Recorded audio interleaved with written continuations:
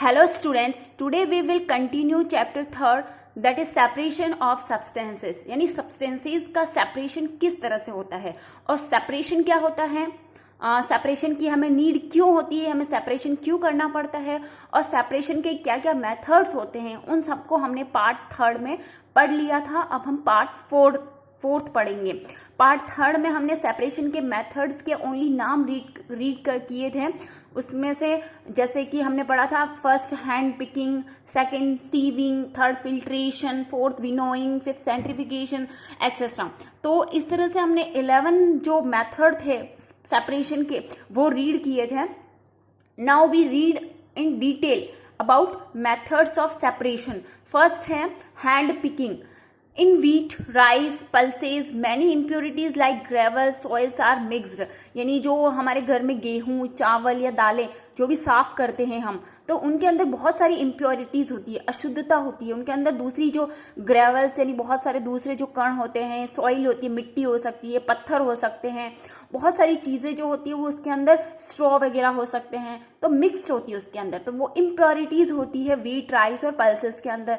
तो these impurities are separated with hands, this is called hand picking. और इन impurities को हम हाथों से अगर सेपरेट करते हैं, हाथों से चुन चुन कर अगर अलग करते हैं तो उसे हैंड पिकिंग कहते हैं। यानी हमारे घर में जो हमारी मदर होती है वो गेहूं साफ करती है, तो उनको हमने देखा ही है बहुत बार कि गेहूं के अंदर से पत्थर होते हैं या कंकड़ होते हैं या कोई भी दूसरा कचरा होता है या स्ट्रॉ वगैरह, तिनके वगैरह होते हैं, तो उनको वो हाथ से बीन कर हाथ से सेपरेट करती है।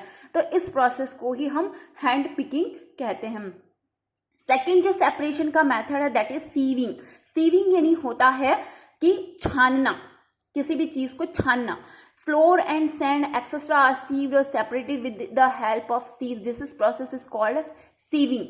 सीविंग के अंदर क्या होता है कि जैसे हमारे घर में हमारी मदर आटा गूंथने से पहले आटा जो होता है गेहूं का आटा जिसे हम फ्लोर कहते हैं, उसको छलनी से छानती है ताकि जो इम्प्योरिटीज होती है ऊपर, जो भी कचरा तिनके वगैरह होता है या मोटा आटा जो भी होता है वो उस छलनी के ऊपर रह जाता है और जो एकदम बारीक प्योर जो आटा होता है वो नीचे की तरफ छनकर हमें मिल जाता है।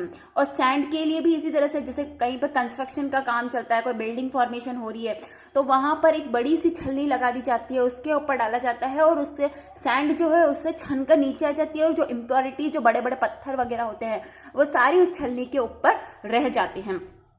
तो जो फ्लोर और सैंड की जो सीविंग की जो प्रोसेस होती है वो सीव्ड की वजह से, सीव्स की वजह से होती है, सीव्स के द्वारा होती है। सीव्स यानी जो छलनी होती है उसके द्वारा होती है। तो इस तरह से जो सीव्स की मदद से आटा और रेत या दूसरी कोई भी चीज़ जिसको हम छान कर उसके अंदर के जो इम्प्योरिटीज़ होती है उनको अलग करते हैं, तो उस प्रोसेस को हम सीविंग कहते हैं। क्योंकि ये सीव्स के द्वारा होती है तो इसे हम सीविंग कहते हैं।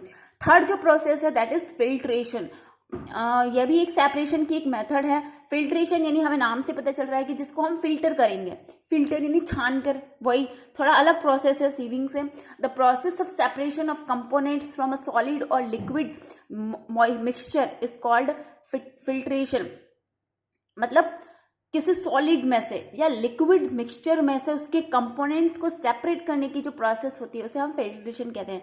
जैसे कोई पानी है तो पानी को हम क्या करेंगे, फिल्टर करते हैं, तो फिल्टर करके जो ऊपर की तरफ उसका जो भी कचरा होता है वो रह जाता है और नीचे हमें प्योर पानी मिल जाता है। इसी तरह से सॉलिड को भी कर सकते हैं हम। तो इस तरह से सॉलिड और लिक्विड के जो मिक्सचर होते हैं उनके कंपोनेंट्स को सेपरेट करके अलग करने की प्रोसेस जो होती है वो फिल्ट्रेशन कहलाती है। जैसे आपको डायग्राम में दिख रहा होगा फोल्डिंग ऑफ फिल्टर पेपर, ये एक तरह का फिल्टर पेपर बनाने की प्रोसेस है कि पहले इस तरह का होगा फिल्टर पेपर, फिर उसको इस तरह से हम मोड़ेंगे, फिर और वापस मोड़ेंगे और इस तरह का एक कोण जो होगा हमारे पास मिल जाएगा, हमें मिल जाएगा। तो ये एक फिल्टर पेपर बनाने की प्रोसेस बताई हुई है। इधर जैसे डायग्राम में आपको फिल्ट्रेशन की प्रोसेस दिख रही है, इसमें देखिए एक स्टैंड लगा हुआ है जिसके ऊपर एक फनल लगा हुआ है।